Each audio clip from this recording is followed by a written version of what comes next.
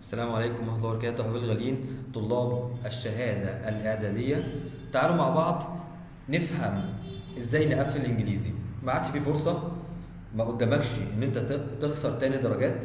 لو كانت العربي النحو فيه صعب شوية، الرياضة فيها تريكات أو الجبر. دلوقتي تقدر تقفل الإنجليزي بكل بساطة. ركز معايا شوية ملاحظات بسيطة خالص. أول حاجة استعين بالله، هتاخد كراسة الإجابة بتاعتك. طبعا الامتحان بتاعي بقى في الانجليزي هجاوب من ناحيه الشمال. تمام كده؟ حضرتك هتروح رايح على ناحيه اليمين خالص، اخر ورقه في اليمين، وتكتب عليها كلمه درافت، DRAFT، وطبعا دي كابيتال. درافت معناها مسوده، يعني الورقه دي هتجرب فيها كل اللي انت عاوزه وتشطب وتكتب برصاص واللي انت عاوزه كله قبل ما تكتب في الناحيه الثانيه في المكان الصح للاجابه. ده رقم واحد. رقم اتنين، حضرتك هترجع بقى تاني ناحية الشمال.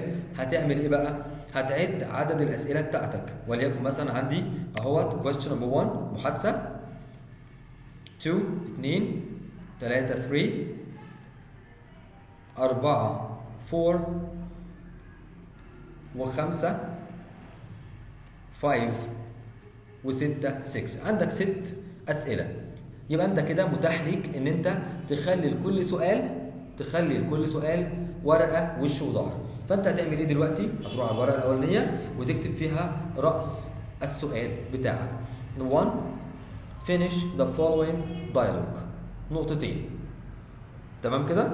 يبقى انا دلوقتي هحدد كده انا ايه؟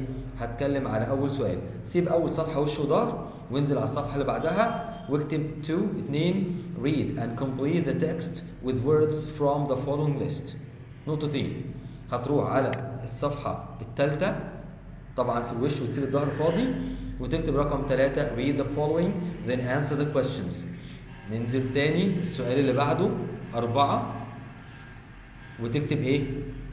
اهو choose the correct answer from A, B, C or D. تنزل تحت على السؤال الخامس complete the sentences، والسؤال السادس write 110 words on the following. كده انت بالنسبة لك حددت دلوقتي هتجاوب فين. تاني حاجة هتبدأ بقى بالسؤال الأسهل بالنسبة لك. يا ترى الأسهل بالنسبة لك سؤال رقم 5 ولا السؤال رقم ايه؟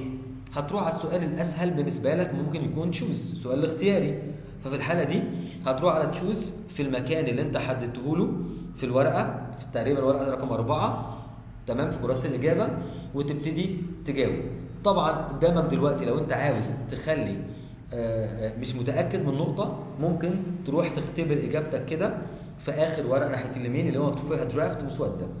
تمام؟ او ان انت حابب تحل على طول، بس التفكير خد وقتك في التفكير شويه. وطبعا معانا في ده كله ساعه، والساعه بنحسب فيها الوقت، وليكن مثلا عندنا ساعه ونص او ساعتين الامتحان، يبقى كل مثلا عندنا 6 اسئله، ومثلا كل سؤال تلت ساعه. تمام كده؟ طبعا هتبدا باول سؤال واسهل سؤال بالنسبه لك، هتخلصه بسرعه الى حد ما، الوقت هيفيد للسؤال اللي بعده. مركزين؟ تمام. طب انا دلوقتي بدأت بأول سؤال، النقطة اللي هجاوب عليها والسؤال اللي هخلصه على بعضه هعمل عليه في كراسة الإجابة في ورقة الأسئلة، هعمل عليه علامة صح. تمام كده؟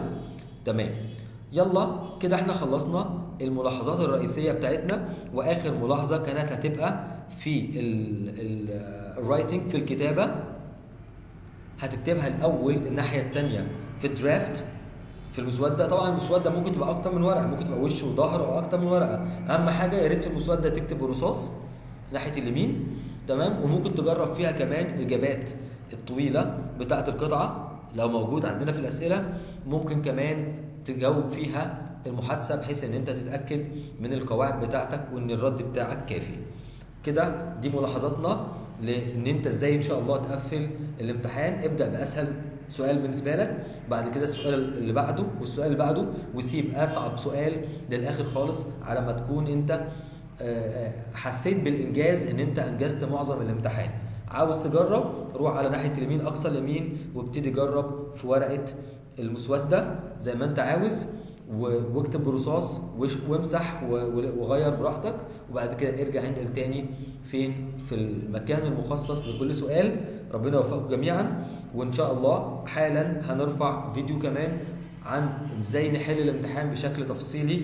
الامتحان اللي معانا دلوقتي كنموذج تجريبي للاجابه على الامتحان بشكل نموذجي ان شاء الله بشكل سهل جدا. ربنا يوفقكم، والسلام عليكم ورحمه الله وبركاته.